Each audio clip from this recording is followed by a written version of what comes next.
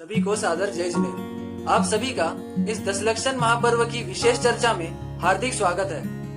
आज उत्तम संयम का दिवस है और यह दशलक्षण महापर्व हमें संयम धारण करने की ही प्रेरणा देता है।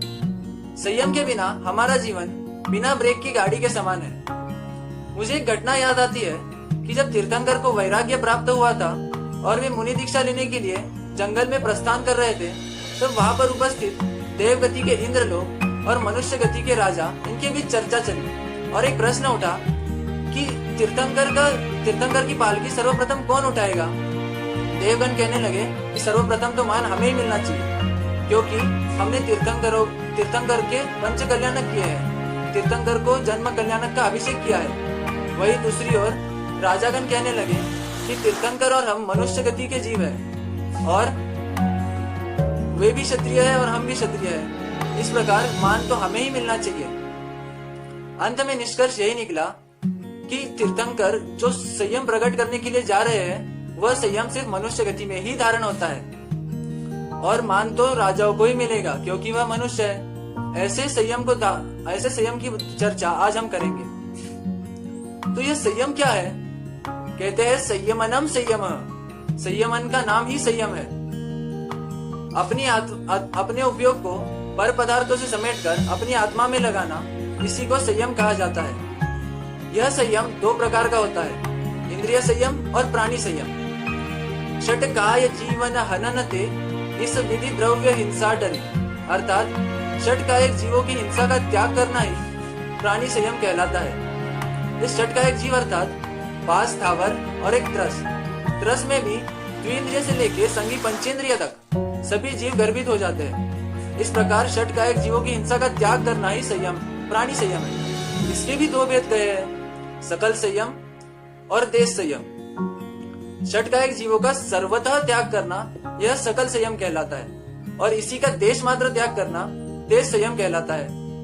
यह देश संयम हमें जीवन में अहिंसात्मक जीवन जीने की प्रेरणा देता है। हम नहाते समय 3-4 बाल्टी पानी वेस्ट कर देते हैं, जबकि हमारा काम एक बाल्टी में ही होता है। इससे सूक्ष्म जीवों की हिंसा होती है और उन जीवों की विराधना का पाप हमें लगता है। और एक एग्जाम्पल के लिए देखा जाए तो रसोई में हम जो खाना बनाते हैं, उसके जो गर्म बर्तन होते हैं वो हम ठंडे पानी में डाल देते हैं। इसके कारण बर्तनों पे के गर्म जीव और पानी के ठंडे शीतल जीव, ये दोनों की हिंसा होती है। और इसी सूक्ष्म हिंसा या कहे तो छोटी छोटी चीजों में होने वाली बाह्य हिंसा को कंट्रोल करने के लिए देश संयम हमें प्रेरणा देता है। दूसरा है इंद्रिय संयम। इंद्रिय मन वश करो, अर्थात इंद्रिय और मन को वश करना ही इंद्रिय संयम है। क्या यह इंद्रिय हमारा दुश्मन है? हाँ, क्योंकि इसके विषय कषाय के द्वारा संयम हमसे दूर चला जाता है।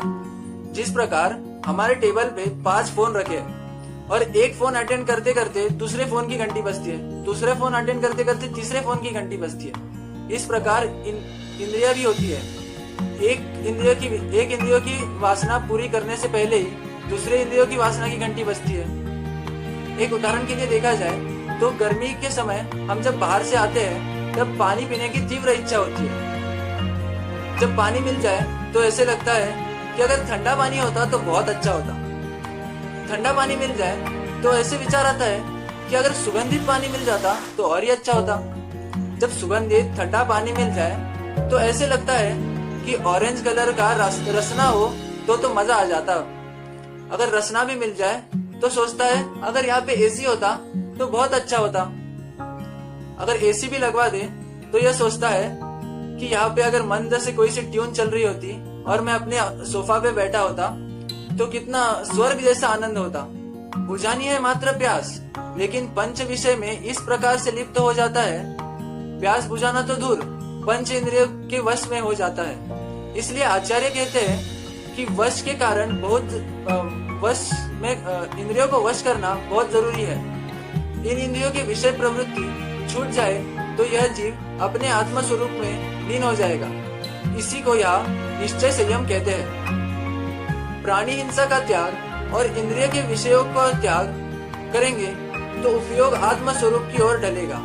और संयम स्वरूपी आत्मा का आश्रय लिया जाएगा। इस प्रकार संयम स्वरूपी आत्मा का आश्रय लेंगे तो उत्तम संयम सहजता से ही प्राप्त होगा और बहिर्संयम तो सहजता से ही पालन होगा। इस प्रकार हम भी इस संयम स्वरूपी आत्मा का आश्रय लें। इसी मंगल भावना से मैं अपनी वाणी को विराम देता हूं।